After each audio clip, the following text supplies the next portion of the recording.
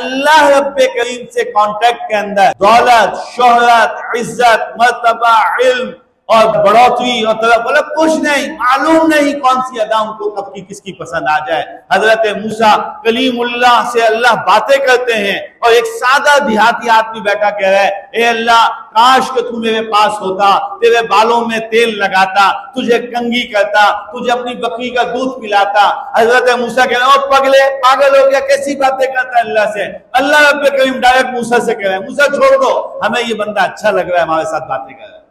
اللہ کا معاملہ، اللہ یہ یقین اپنے اندر میں اللہ کا بندہ، میرا رب اللہ میرا مالک و خالق۔ ایسا کیسے ہو سکتا ہے کہ میں اپنا گھر بناتا ہوں، میں اس کو اپنے آپ کو مالک کہتا ہوں، تو میں اپنے اس گھر کو پھر توڑنے لگ جاؤں، میں اپنے اس گھر کو آگ لگانے لگ جاؤں، میں اپنے اس گھر کے کسی حصے کو گرانے میں مالک اپنے آپ کو کہتا ہوں۔ میں کبھی یہ نہیں کرتا، میں جب کروں گا کہ مجھے اس گھر کے کسی کونے سے خوف آئے، مجھے اس گھر کے اندر کوئی مصیبت نظر آئے، پھر میں جلانے کی سوچوں گا، پھر میں گرانے کی سوچوں گا، کوئی حصہ برا لگ رہا ہوگا پھر اس کو ہٹانے کی سوچوں گا، میں اپنے آپ کو مالک کہتا ہوں۔ جب میں اپنا بنایا ہوا گھر تو دور کی بات ہے، ایک چھوٹا سا کوئی چیز بھی لاتا ہوں، یہ ایک چشمہ لگا رہا ہوں، ایک ٹوپی لگا رہا ہوں، کبھی اس کو بھی نہیں توڑتا ہوں، کبھی اس کو بھی نہیں پھاڑتا ہوں کہ میں اس کا مالک ہوں، تو پھر یہ کیسے ہو سکتا ہے کہ میرا مالک مجھے کبھی توڑ دیتا ہے، میرا مالک کبھی مجھے گرا دیتا ہے؟ یہ کیسے ہو سکتا ہے جس مالک نے مجھے عدم سے وجود دیا،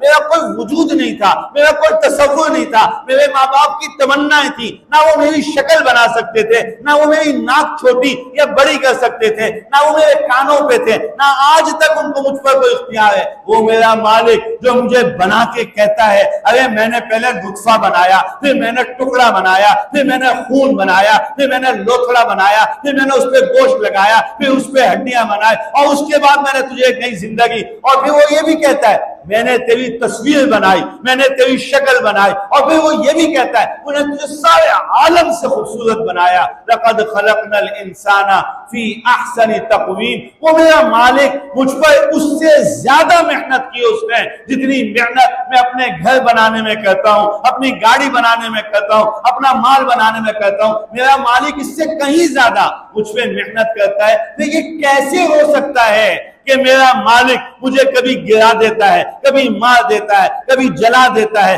کبھی ہٹا دیتا ہے، کبھی دفع ہو جاؤ کہہ دیتا ہے، اور میں پریشان گھومتا رہتا ہوں؟ بولا نہیں، یقیناً میرا مالک بھی مجھے ادھر ہی سے گراتا ہے جہاں سے میں برا ہو جاتا ہوں، جہاں سے میں خراب ہو جاتا ہوں، جہاں سے میں بیکار ہو جاتا ہوں۔ پھر میرا مالک جیسے میں مالک دنیا میں اور میں اسی چیز کو ہٹاتا ہوں جس کو میں خراب کہتا ہوں، جس کو میں بیکار کہتا ہوں، جس کو میں پرانا کہتا ہوں، وہ میرا باپ لایا، وہ میرا دادا لایا، وہ میرا بھائی لایا، وہ میری بیوی لائی، کوئی بھی لایا گھر میں۔ جب چیز پرانی اور بیکار ہو جاتی ہے، جیسے میں اس کو بیکار کر کے باہر پھینکتا ہوں، میرا مالک بھی مجھے جب ہی